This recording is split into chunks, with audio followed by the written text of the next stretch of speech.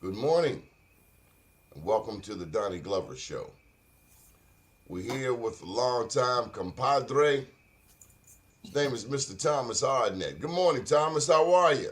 Good morning, Donnie. Always a pleasure to see you. Haven't seen you in a while. Well, no fault of my own. You moved on me. Yeah, that's true, but I'm still hanging around. So, Thomas, how did you become a serial entrepreneur?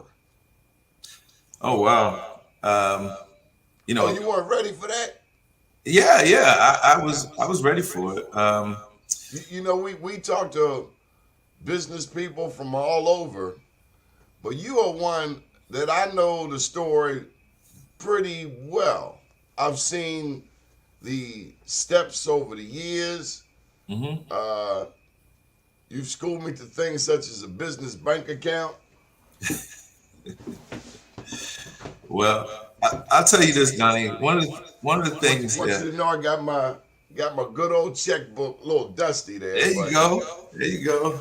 it took me a minute. Yes, indeed. Well, to answer your question, um, I thought about it one time. I said, when did the bug get there?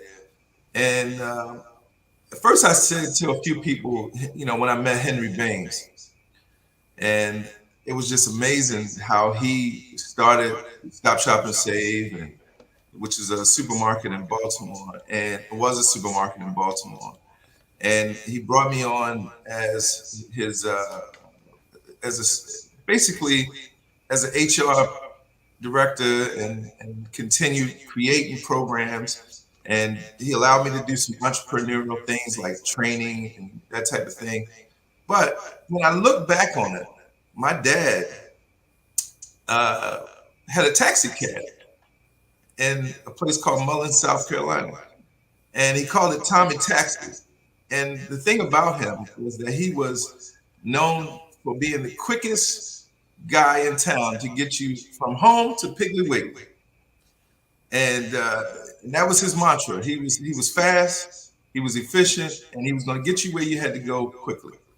And so he was really the first entrepreneur I, that I, I I knew. need I need you to slow down, Papa. Now I Yeah, got some South Carolina roots, and you said something that I have not heard in a minute. yeah, Now you know I'm from Baltimore. right. Did you just say Piggly Wiggly? Piggly Wiggly. Yeah, big What thing in is South pig? Carolina. What is a Piggly Wiggly? A supermarket? It's a supermarket, and actually, when I started working with Henry Baines, I went back and looked at Piggly Wiggly because he asked me. He said, "How can we develop better customer service in the community?"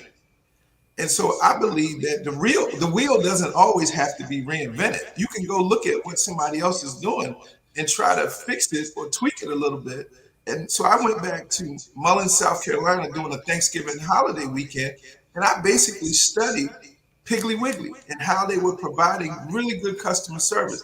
And so when I came back to Baltimore, I presented Mr. Baines with a customer service model that I thought we could incorporate in the communities that we serve. Did it work?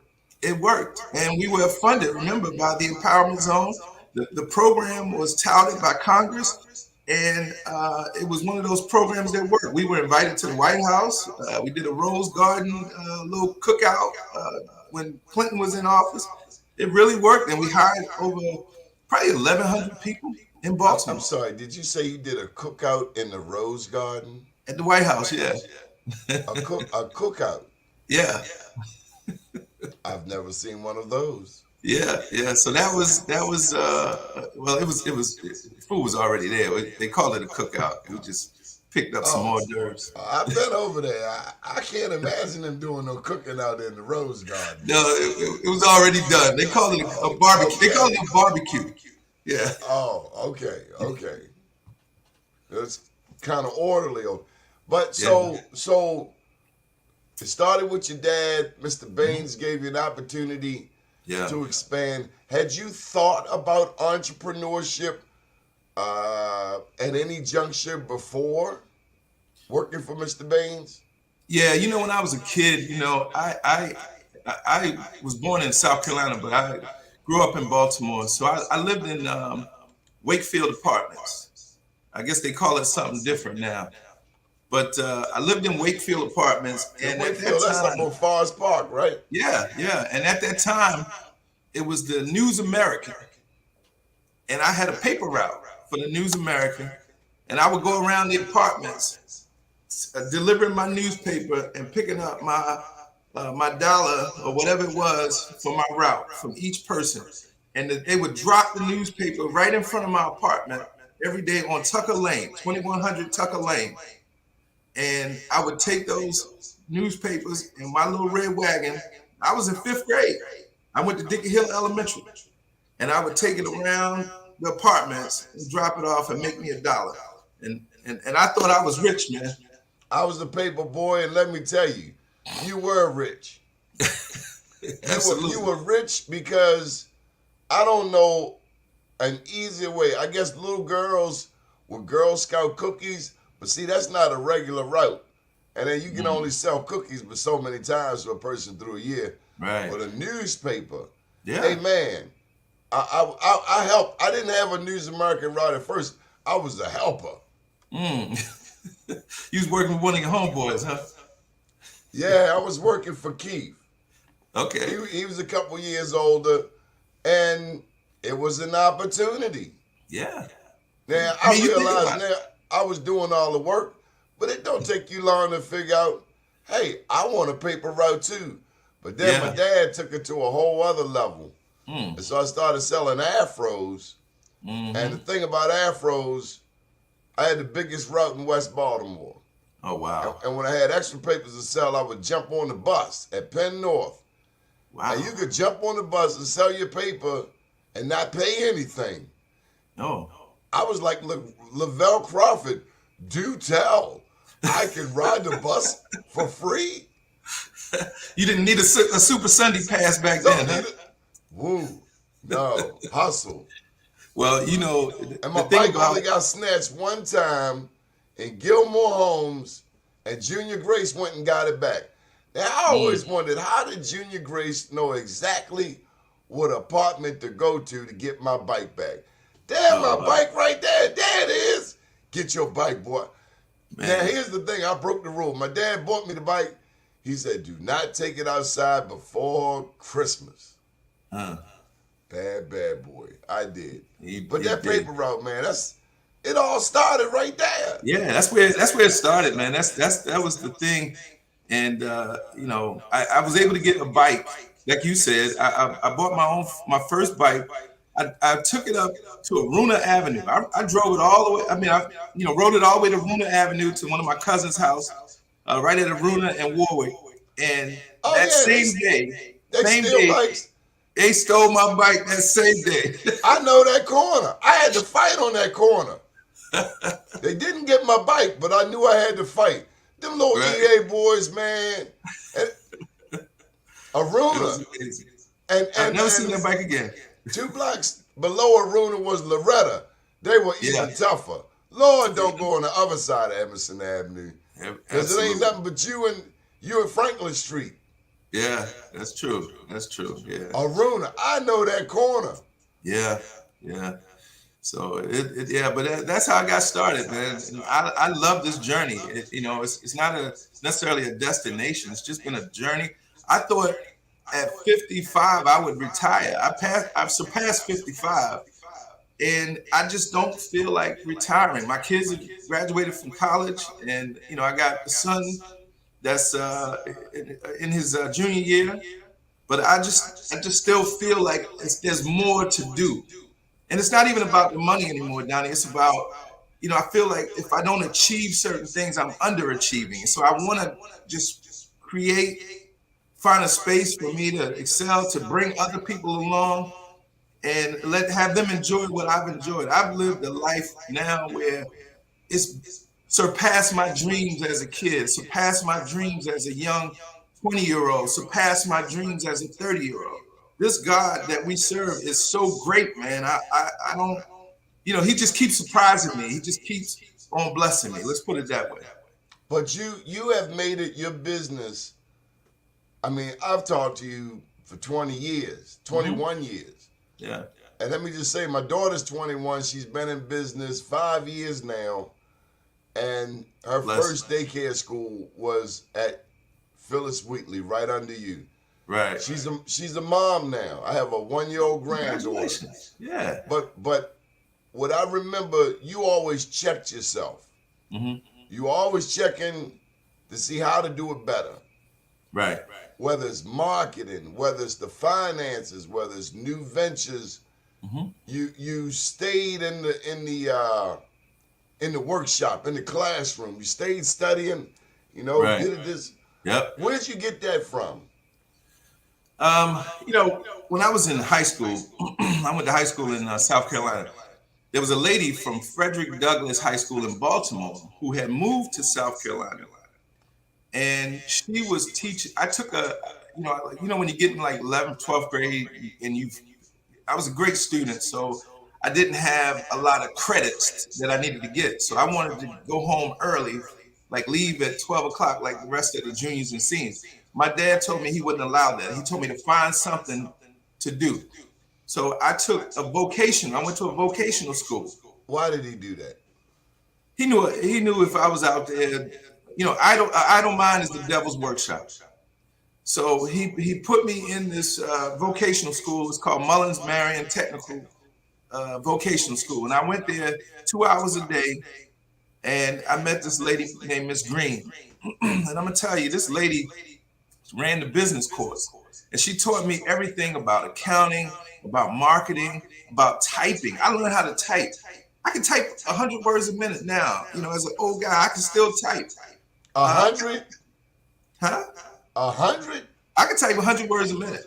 And I'll challenge anybody. I took the Cortez Peters typing class when I was 20 years old. I participated or competed in the Washington, D.C. And I don't know that I'm kicking out no 100 words a minute. Man, I competed in the Cortez Peters typing competition. I'll tell you 60, 65. I ain't going to tell you 100. That's stretching it for me. Yeah, I taught typing for a little while at CCB. So, yeah. I had a little Saturday class. What advantage does that give you? Well, I do my own proposals, because when it's in your head, man, I tried to work with other people to explain what was in my head, and it just frustrated me because they couldn't get what was in my head. But for me, taking a keyboard like this and just sitting there and banging it out, I'm getting what's in my head out, and that's therapeutic for me. Does this happen 3 a.m. more than it does 3 p.m? Absolutely. I found that my productive time is from about 5 a.m. till about 2 p.m. After that, I usually schedule calls or meetings. But as far as producing something or working on something, I'm most productive early in the morning. Well, I would say early in the morning, but it'll be more like late at night. Oh, I got a couple friends. They work, 1 o'clock in the morning. That's when they feel like they're the most productive. I would say I will work when the energy comes. When that energy, when that idea comes, and like you said, you can't sleep on it. Mm-hmm. How about this? I got to ask you this. If you're a typist, does that mean you're also a guy with several notebooks? Yeah, I do have several notebooks, and I keep notepads around me. I write on stuff constantly. You know who strengthened that lesson? What's that? With me? Mr. Haysberg. Great mentor of mine as well. I love Mr. Haysberg. Yeah. Had some good conversations with him. Yeah. So you've mentored some great mentees yourself at this juncture, eh? Yeah. I like seeing a lot of people that I've worked with become successful, and they're still doing it. When you talk about the daycare, I probably got maybe 20 people that own their own childcare centers right now that used to work for me. Unbelievable, man! Just to see that, to see people, see your work ethic and go out and do it. Here's the thing: 20. Yeah, wow. At least 20. Now, here's the thing. When I worked for Henry, I used to say to myself, uh, I could do that. He ain't all that. I mean, because I'm around him all day. You know, you hating me like, man, I could do that. How he become a millionaire? You know, I could do that too. And they were like that as with me. You know, they felt like, Okay. but they all did the same thing I did with him. They came back to me and they said, you know, I didn't like some of the things you did, but I really understand why you did it. Now that I'm owning my own, I understand why you did it and how you did it. And that's the same thing I told Henry. What? I understand everything that I underestimated about this man. This man was probably the most intelligent person that I've ever met, and didn't even know it when I worked with him. I had to get away from him to see it. What's the lesson in that? Well, number one, you never underestimate anyone. You can learn something from everyone. And he didn't get there by being stupid. He didn't get there by being, what I thought he was. And, because somebody said to me, well, this guy somebody gave it to him or whatever. No, this man worked his butt off to get where he was. Yeah. Thomas, I want you to touch on the other side of business. Mm-hmm. The nuts and bolts, the red, in the black, in the red. Of course, the fiscal health of a business is foundational. Without that, there's no moving forward. But there's another aspect of business. You have the tendency to care about people. Mm-hmm. How do you balance that? Well, number one, when I first went in business, all I thought about was the money. And I thought about, I'm gonna make this. I hear a lot of people say, oh, you can make a lot of money in the car wash, or you can make a lot of money in the hair salon, or whatever. But at some point, you've got customers. And you got to remember that when they say the customer is the most important person in that business, that's no lie. That customer is the most important person. But you got to go beyond that. My wife and I developed this mental health clinic. And we moved to a community that we didn't know anyone in Princess Anne, Maryland, about 5 or 6 years ago. And we didn't know anyone there. But in order to get the money from the community, you got to be a part of that community. You got to do stuff in that community. You got to show that community that you care about it, and it's got to be genuine. Because if it's not genuine, they're gonna see a fake and a phony. And so we started supporting just about anybody who came to us and asked us to support them. If it was churches, if it was, we did I think one time the food stamps got cut somehow.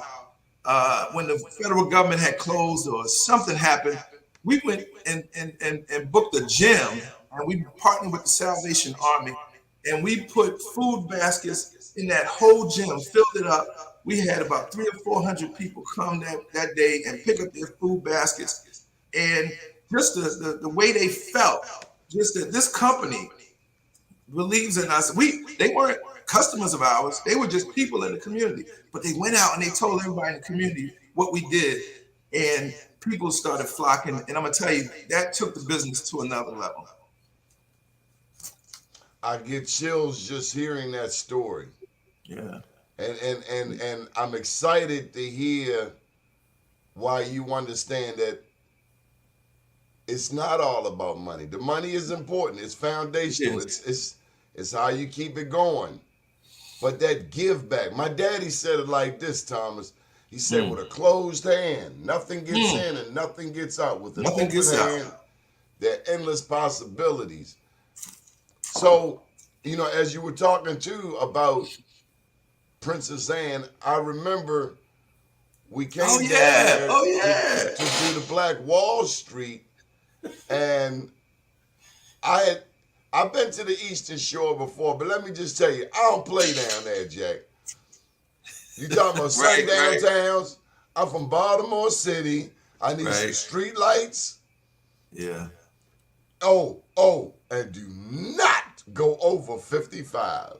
Absolutely not. I was warned coming down there. 54, buddy. 54 is the limit. Yeah, absolutely. Yeah, But yeah. but it opened up things. I call it the running game. Yeah. Everybody got the air game. You can put the commercials on Facebook and all of that. That's your Hmm. air game. You run TV commercials. How's your ground game? How's your Right. running game? How's your How are ground they game? perceiving you down there on street level?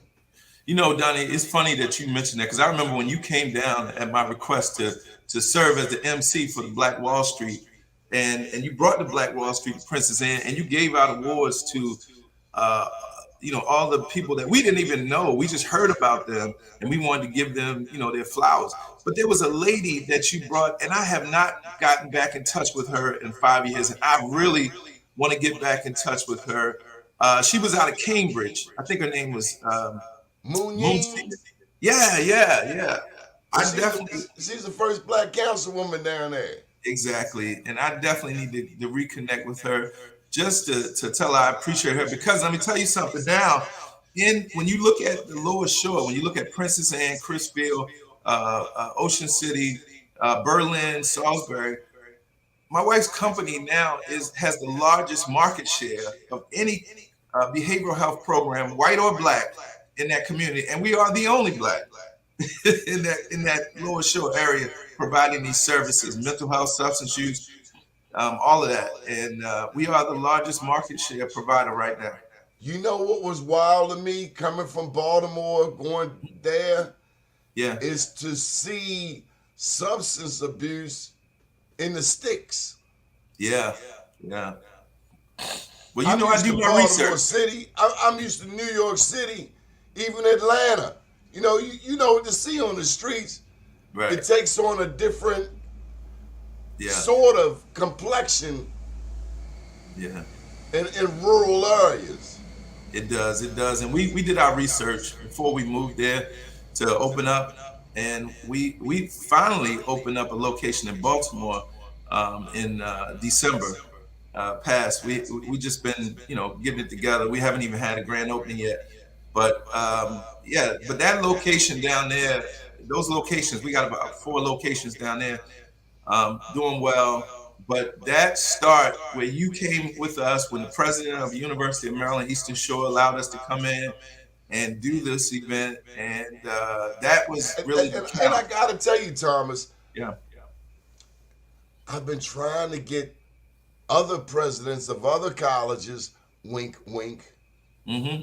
to do the same thing. Yeah. It's not good enough to have Coppin on North Avenue. Right. It's not good enough to have Morgan on Hill and Road, and they have no relationship or Hmm. little relationship with the Hmm. surrounding community. They just announced that Morgan just acquired the old Lake Clifton. Hmm. I heard that. From a community standpoint, what does that mean? Mm. Hmm. Yeah. Temple up in Philadelphia, they're known for ever expanding. Yeah. If the college is ever expanding, if Johns Hopkins is ever expanding in East Baltimore, what happens to the community?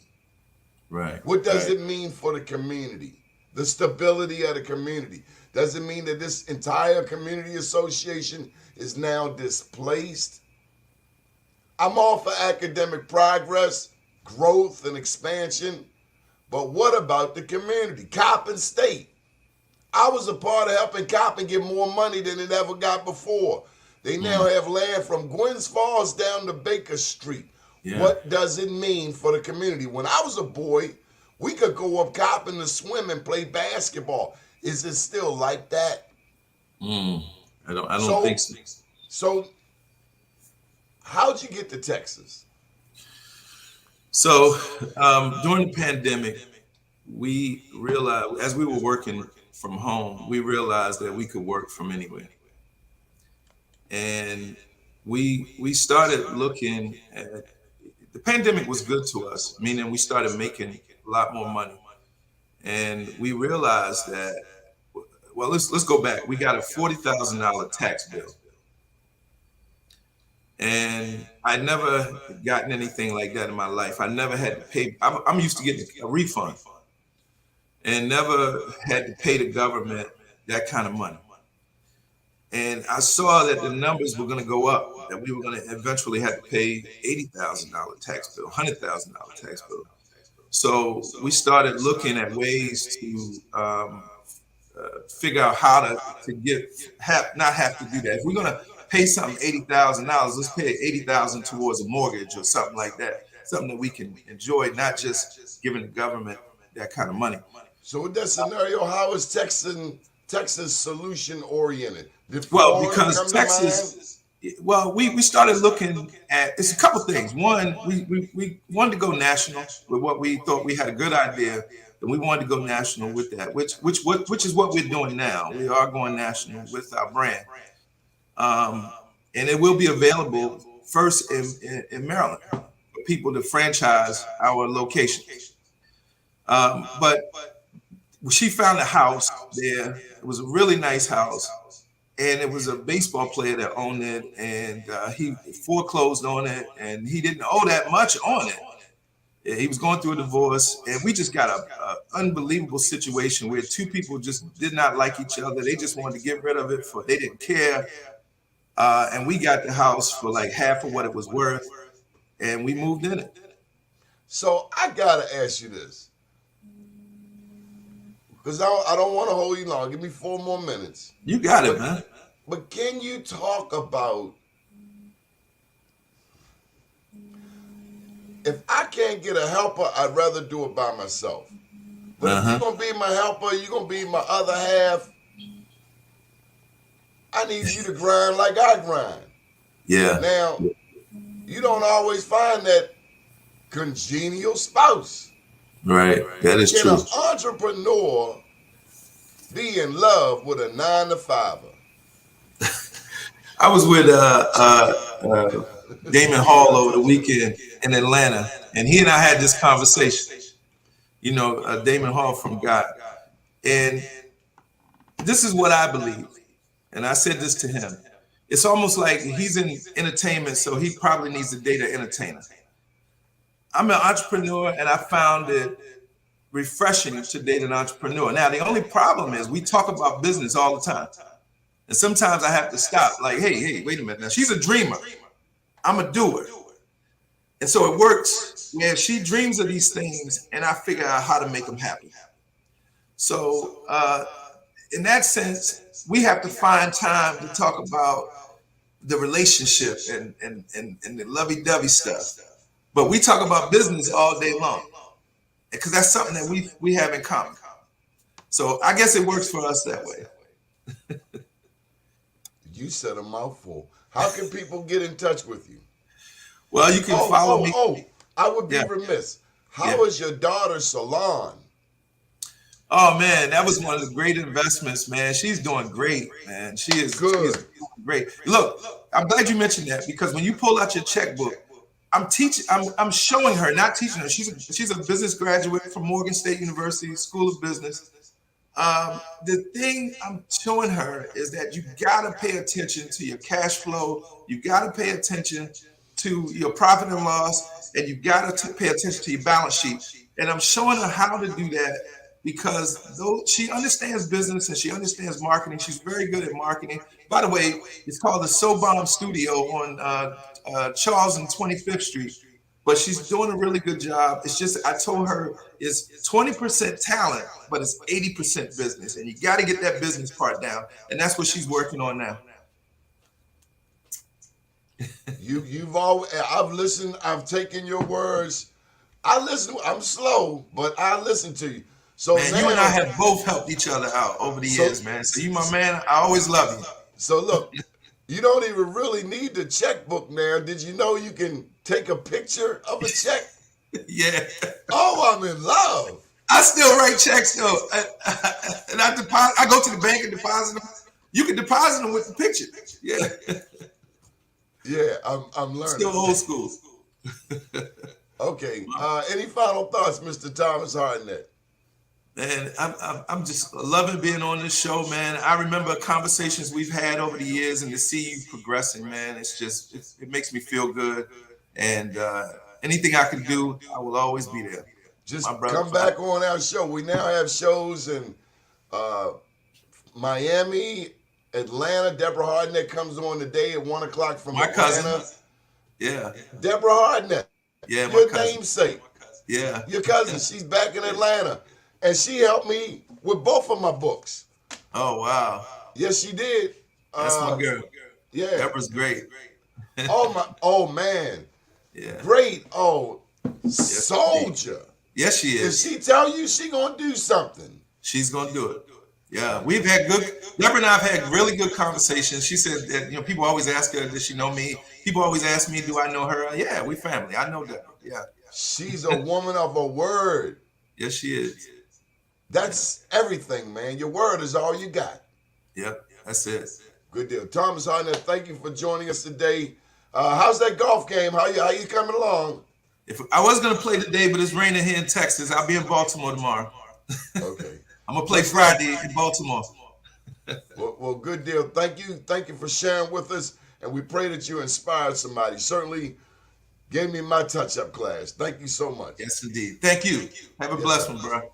Have a beautiful day, everybody. William Honor Blue at 10 o'clock with the BlackUSA.News morning show. Good morning, world.